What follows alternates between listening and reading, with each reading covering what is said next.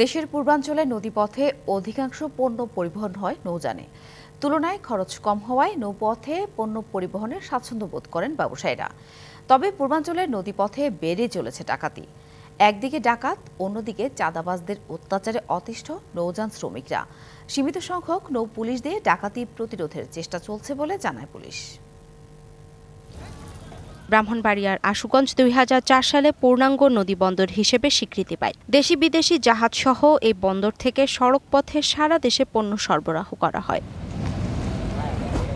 চট্টগ্রাম, সিলেট, ঢাকা, সুনামগঞ্জ, নরসিংদী, চাঁদপুর, নারায়ণগঞ্জ, মুন্সিগঞ্জ, কিশোরগঞ্জ, হবিগঞ্জ ও নেত্রকোনা থেকে পণ্যবাহী নৌযান পূর্বাঞ্চল নদীপথে ব্রাহ্মণবাড়িয়ার আশুগঞ্জ নৌবন্দরে নোঙর করে।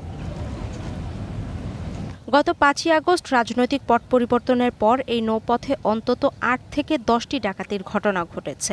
একদিকে ডাকাত, অন্যদিকে চাঁদাবাজদের অত্যাচারে অতিষ্ঠ নৌযান শ্রমিকেরা। যখনই নিরাপত্তাহীনতাভাবে চলাফেরা করি তখনই আমাদের এই জানমাল ডাকাত এবং চাঁদাবাজি সংগঠিত হচ্ছে। মাঠের অলরাউন্ডার আমি, আর ঘরের অলরাউন্ডার টাইলক্স।